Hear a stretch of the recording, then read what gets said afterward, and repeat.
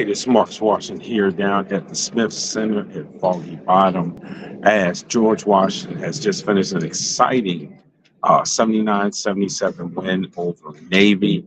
GW was led by James Bishop's 18, Garrett Johnson's 18 points and 11 rebounds, and school record by Stretch Akimbola with 11 blocks. In fact, GW had a school record 15 blocks for the game as a team. For Navy, Austin Benigni had 21 points and Jonathan Draper had 19 points. But you felt like throughout this game that GW was really dominating in the first half. It was the problem, despite the fact that GW shot 50% from the field and just looked so connected. 12 made shots, 9 assists on it and everything. But they had double digits in turnovers in the first half. They turned the ball over 12 times in the first half, led to 13 points for Navy off of that. So despite the fact that Navy shot 25.8% in the first half, at halftime, this game was much closer than what you thought it would be. It was 33-28 GW. They were up by 5 at halftime. And then in the second half, you would think, well, GW, you cut down on your turnovers, you kind of keep doing what you're doing, you'll cruise or at least win the game relatively comfortably, which also did not happen. In the second half, GW didn't shoot poorly. Obviously, didn't shoot as well as they did in the first half, shot 42.3% in the second half. They cut the turnovers in half, only had 6 turnovers in the second half. Yet Navy continued to fight, and stay into this game. At first, with 5.5 minutes left, after being down by 12 with 9:39 left in the second half, Navy gets it down to 3 with 5.5 minutes. Again, GW pushes it back up.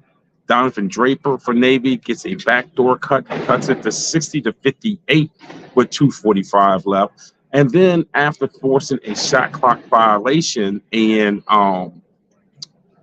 Navy would be able to take the lead with 33.4 seconds left on a rebound, on a layup, by Benigni. But look, down one, Darren Buchanan Jr., who struggled from the free throw line all night, he ended up shooting, I'll pull it up from the free throw line. He was 6 for 14, and coming into the game, I believe he was a 71% free throw shooter, so that was very unusual for him. But he made 1 of 2 and got the game tied back up.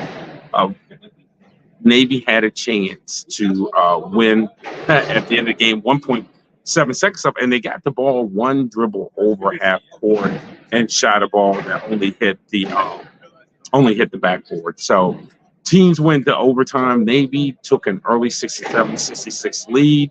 GW pushes it back up to 4. Navy goes on a 5-0 run, leads 17-71 with 1:29 left. But then James Bishop took over the 3-point play.